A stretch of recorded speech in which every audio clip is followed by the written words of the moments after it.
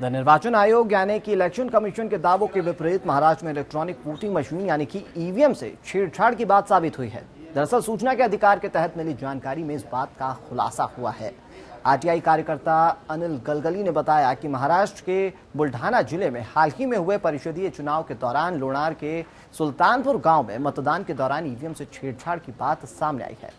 गलगली ने बताया कि मतदान जब भी एक प्रत्याशी को आवंटित चुनाव चिन्ह नारियल का बटन दबाते तो भारतीय जनता पार्टी के चुनाव चिन्ह कमल के सामने एलईडी बल्ब जलने लगता।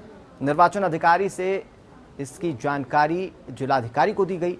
इसका खुलासा आरटीआई से मिली जानकारी में हुआ है। इलाके की एक निर्दलीय प्रत्याशी आशा अरुण जोरे ने 16 फरवरी को हुए मतदान के दौरान इस गड़बड़ी की शिकायत की थी और निर्वाचन अधिकारी से मामले की जांच रिपोर्ट देने के लिए भी कहा गया था। इसके बाद गलगली ने 16 जून को आरटीआई दाखिल की। निर्वाचन क्षेत्र से कई निर्वाचन अधिकारियों द्वारा जिलाधिकारी के पास शिकायत करने के बाद उस मतदान केंद्र पर मतदान रद्द कर दिया गया। मतदान केंद्र को बंद कर दिया गया। इधर गड़बड़ ईवीएम मशीन को सील भी किया जा चुका है।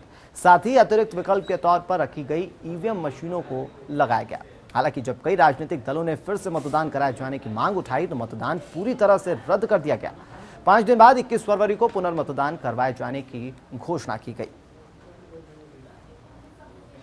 महाराष्ट्र के बुल्ढाना के लोनार स्थित सुल्तानपुर मतदान केंद्र पर जब 16 फरवरी 2017 को चुनाव हुए थे, उस चुनाव में जो निर्दलीय उम्मीदवार थी आशाताई जोरे, उन्होंने ईवीएम मशीन पर टेम्परिंग होने का आरोप लगाया था और जो व्यक्ति जिस उम्मीदवार को वोट डाल रहा था उस निशानी के बजाय वो वोट कमल के सामने उसकी एलईडी लाइट जल रही थी। इस पूरे मामले को लेकर वहां के चुनाव अधिकारियों ने जांच की।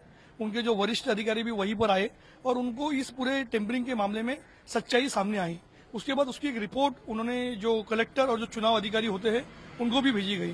दुर्भाग्य से जिस तरह से चुनाव आयोग दावा कर रहा है कि ईवीएम मशीन की टेम्परिंग हो नहीं सकती है, इसमें छेड़छाड़ नहीं हो सकती है, जो कलेक्टर की रिपोर्ट है वो सीधे तौर पर ईवीएम मशीन में होने वाली टेम्परिंग पर संदेह तो नहीं, पूरा का पूरा 100% वो उस पर शक भी जाहिर करती है।